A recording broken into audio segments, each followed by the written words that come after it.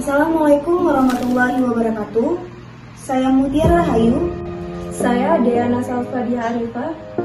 Kami akan menjelaskan mengenai sejarah perkembangan kerajaan Brunei Darussalam, mulai dari masa prasejarah, masa kerajaan, kolonialisme, nasionalisme, perannya di Asia Tenggara, hingga isu-isu yang berkembang saat ini. Untuk itu, yuk kita simak videonya. Profil negara Brunei Darussalam.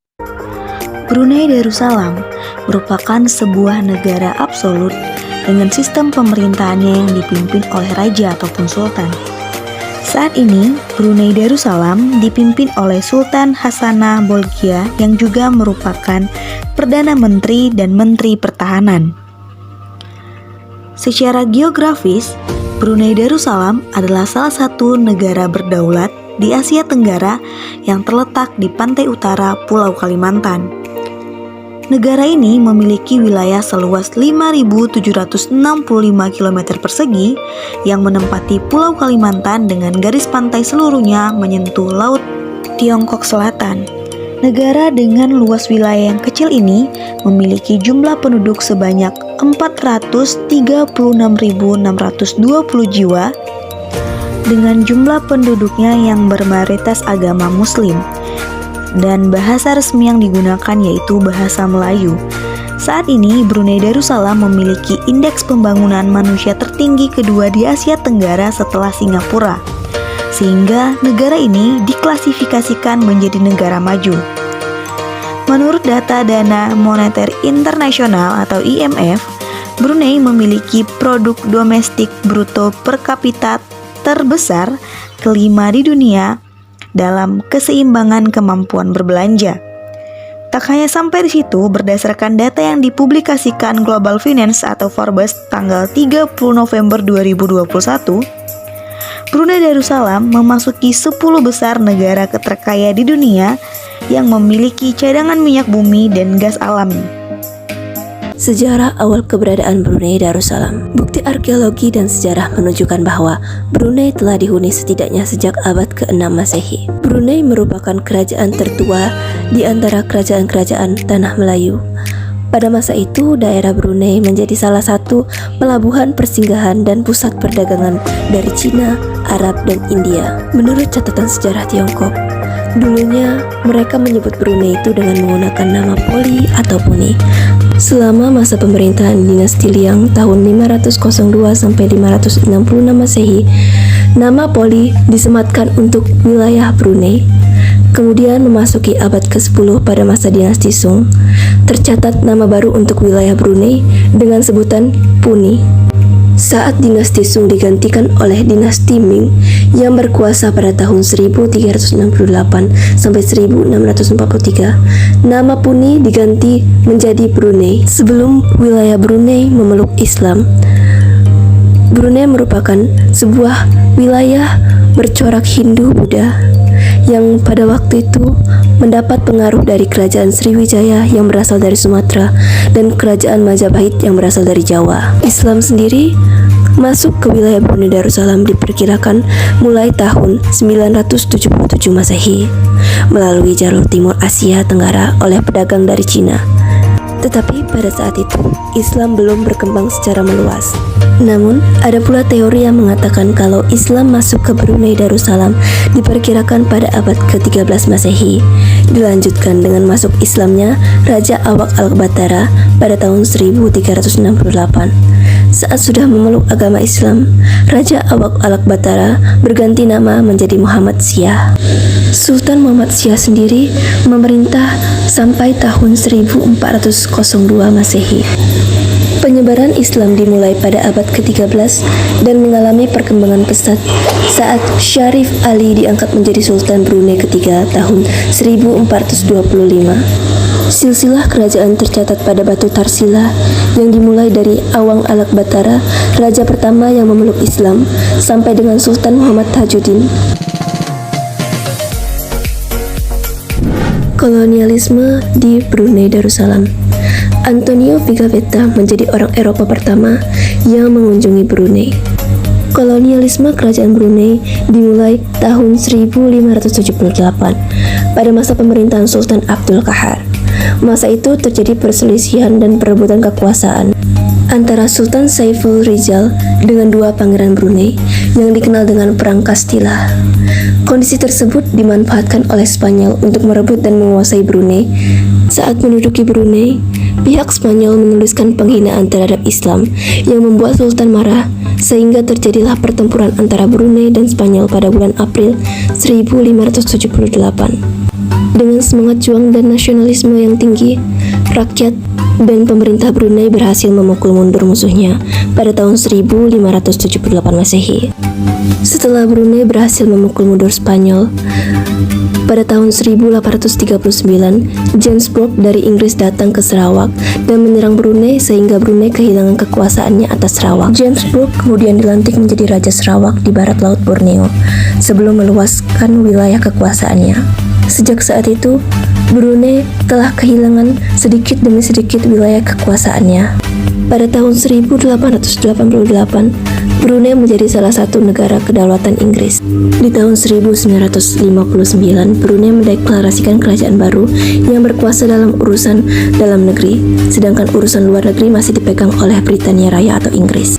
Pada 4 Januari 1970, Brunei dan Inggris Raya menandatangani perjanjian kerjasama dan persahabatan.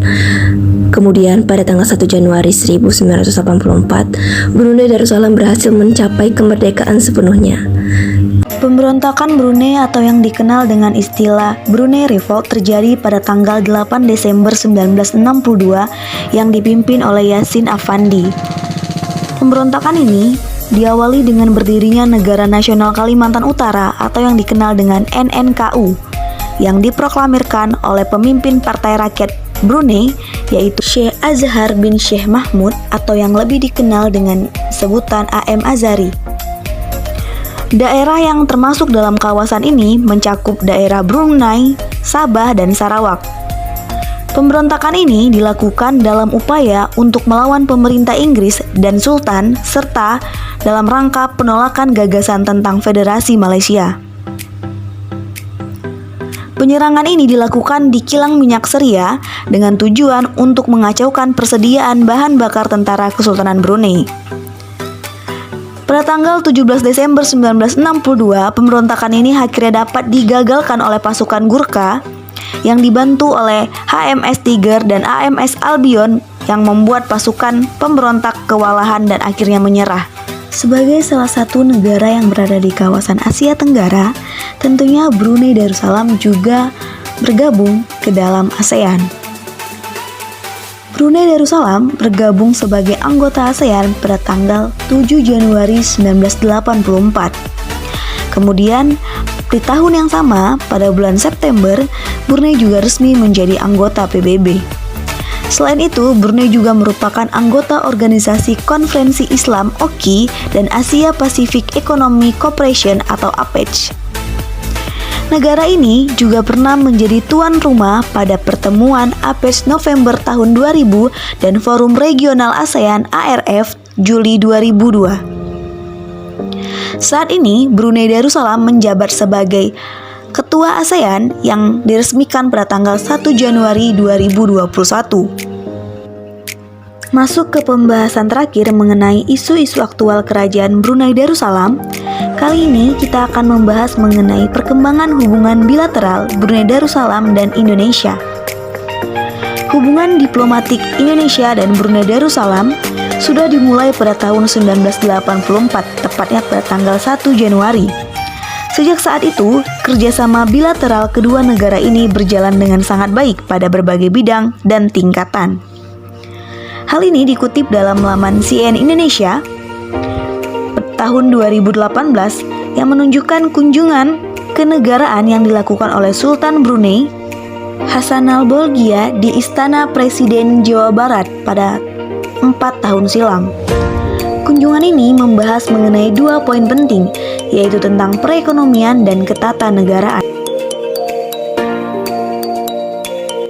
Nah, terima kasih telah menonton video kami. Wassalamualaikum warahmatullahi wabarakatuh.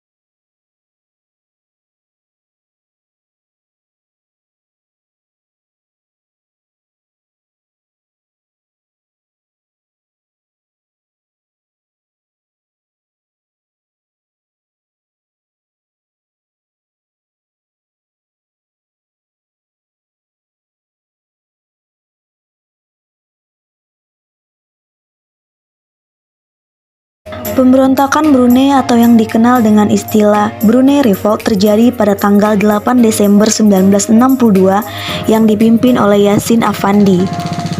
Pemberontakan ini diawali dengan berdirinya Negara Nasional Kalimantan Utara atau yang dikenal dengan NNKU yang diproklamirkan oleh pemimpin Partai Rakyat Brunei yaitu Sheikh Azhar bin Sheikh Mahmud atau yang lebih dikenal dengan sebutan AM Azhari.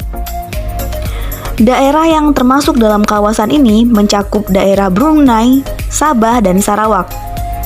Pemberontakan ini dilakukan dalam upaya untuk melawan pemerintah Inggris dan Sultan serta dalam rangka penolakan gagasan tentang Federasi Malaysia. Penyerangan ini dilakukan di kilang minyak Seria dengan tujuan untuk mengacaukan persediaan bahan bakar tentara Kesultanan Brunei. Pada tanggal 17 Desember 1962, pemberontakan ini akhirnya dapat digagalkan oleh pasukan Gurkha yang dibantu oleh HMS Tiger dan AMS Albion yang membuat pasukan pemberontak kewalahan dan akhirnya menyerah. Sebagai salah satu negara yang berada di kawasan Asia Tenggara, tentunya Brunei Darussalam juga bergabung ke dalam ASEAN.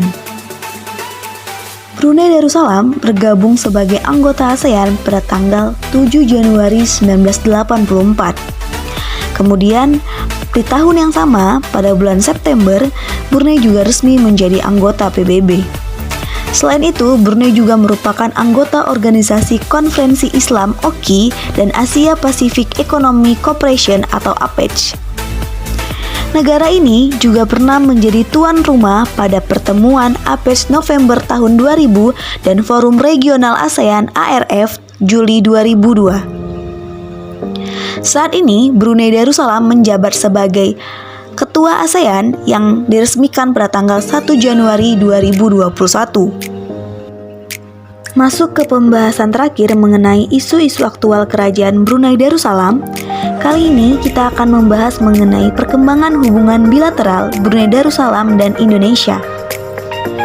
Hubungan diplomatik Indonesia dan Brunei Darussalam sudah dimulai pada tahun 1984, tepatnya pada tanggal 1 Januari. Sejak saat itu, kerjasama bilateral kedua negara ini berjalan dengan sangat baik pada berbagai bidang dan tingkatan.